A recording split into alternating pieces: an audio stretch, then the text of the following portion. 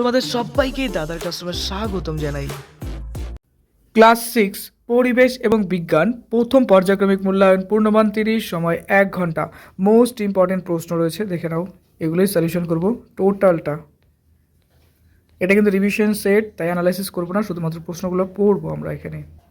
বিভাগ ক, সঠিক উত্তরটি নির্বাচন করো। 1 নম্বর, একটি ধাতু গল্পের উদাহরণ হলো তামা, আর্সেনিক, সোনা, অক্সিজেন।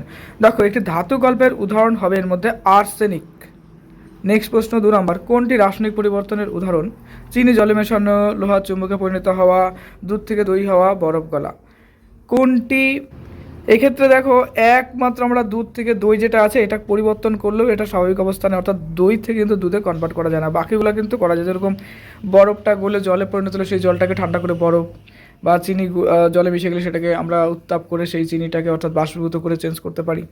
তো তার জন্য দুধ থেকে দই হওয়াটা সঠিক আনসার হবে। 3 নম্বর, পাউরুটি তৈরিতে কোন অণুজীব লাগে? এটা হবে ইস্ট পাউডার দেবা খুব ইউজ করা হয়। 4 নম্বর, কোনটি পর্যাবৃত্ত ঘটনা? ঘড়ির কাঁটার চলন হচ্ছে পর্যাবৃত্ত ঘটনা হবে। তারপরে আসছি 5 নম্বর, সাধারণ লবণের সংকেত। এখানে NaCl, KCl, H2O, HCl আছে, এর মধ্যে সঠিক উত্তর হবে NaCl, সোডিয়াম ক্লোরাইড। নেক্সট আসছি 6 নম্বর, সালফারের চিহ্ন হবে অবশ্যই S হবে। 7 নম্বর, পরমাণুর সবচেয়ে হালকা কণা কোনটি? এটা হবে ইলেকট্রন। এক কথায় উত্তর দাও। 1 নম্বর বলছে শীতকালে শিশির পরা কী ধরনের পরিবর্তন? এটা হবে ভৌত পরিবর্তন। সোনার চিহ্ন কি? এটা EU বলতে অ্যারাম থেকে এসছে, EU। 3 নম্বর, পরমাণুর কোন কণা ধনাত্মক আধানযুক্ত? এটা প্রোটন হবে। দেখো, প্রোটন ধনাত্মক, ইলেকট্রন ঋণাত্মক, আর নিউটন হচ্ছে কি নিস্তড়িত। নেক্সট আছে 4 নম্বর, সিংকোনা গাছের ছাল থেকে কোন রোগের ওষুধ তৈরি হয়? সেটা হচ্ছে ম্যালেরিয়া, কুইনাইন, যেটাকে আমরা বলি, তাই না? 5 নম্বর, অক্সিজেন গ্যাস কি নিচে জ্বলে? না, এটি জ্বলতে সাহায্য করে, কিন্তু হাইড্রোজেন আবার নিচে জ্বলে, হাইড্রোজেনটা আলাদা। এরপর আসছে নেক্সট 6 নম্বর, অণু কী দিয়ে গঠিত? অণু পরমাণু দিয়ে গঠিত। 7 নম্বর, লোহার মোর্চা ধরা রোধ করতে কিসের প্রলেপ দেওয়া হয়? এটা দস্তার, যেটাকে আমরা গ্যালভানাইজেশন প্রসেস বলে থাকি। এরপরে 8 নম্বরে রয়েছে একটি উদ্বায়ী পদার্থের উদাহরণ। এটা কর্পূর বা ন্যাপথলিন হতে পারে। এবার নেক্সট আসছে বিভাগ খ, প্রথম প্রশ্ন 1 নম্বর, জল হলো একটা যৌগিক পদার্থ, ব্যাখ্যা করো। দেখো, জলের মধ্যে দুটো থাকে, একটা হচ্ছে হাইড্রোজেন থাকে, একটা হচ্ছে অক্সিজেন পরমাণু থাকে। এই দুটো নিয়েই কিন্তু জল গঠিত হয়।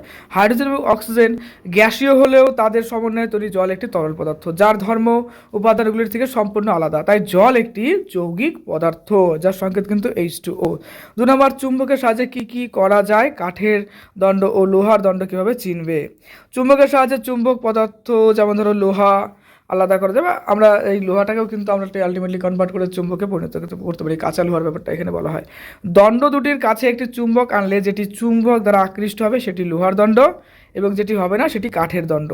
নেক্সট 3 নম্বর, আচারে ভিনিগার মেশানো হয় কেন? আচারে ভিনিগার মেশালে তা ক্ষতিকারক ব্যাকটেরিয়া ও ছত্রাকের জন্ম রোধ করে, অর্থাৎ তার থেকে প্রোটেক্ট করে বা বাঁচায়। ফলে আচার দীর্ঘ সময় ধরে কিন্তু ভালো থাকে, এই কারণে পচেও না, এবং এই কারণে আমরা ব্যবহার করছি। 4 নম্বর, গাছ কীভাবে পরিবেশে অক্সিজেন ও কার্বন ডাইঅক্সাইডের ভারসাম্য বজায় রাখে? দেখো, গাছ আলোকসংশ্লেষ প্রক্রিয়া পরিবেশ থেকে কী করে? ক্ষতিকারক কার্বন ডাইঅক্সাইড যেটা আছে শোষণ করে এবং বাতাসে অক্সিজেন ত্যাগ করে। অন্যদিকে প্রাণীরা শ্বাসকার্যের সময় অক্সিজেন গ্রহণ করে কার্বন ডাইঅক্সাইড ছাড়ে। এইভাবে গাছ পরিবেশে গ্যাস দুটির ভারসাম্য রক্ষা করে। 5 নম্বর, মাংসাশী প্রাণী বলতে কী বোঝো? উদাহরণ দাও। যেসব প্রাণী অন্য প্রাণীদের মাংস খেয়ে জীবন ধারণ করে তাদেরকে মাংসাশী প্রাণী বলে, যেরকম বাঘ হতে পারে, সিংহ হতে পারে, নেকড়ে হতে পারে।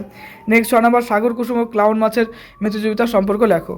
দেখো লিখবো, ক্লাউন মাছ সাগর কুসুমের বিষাক্ত কোষিকার আড়ালে আত্মরক্ষা করে।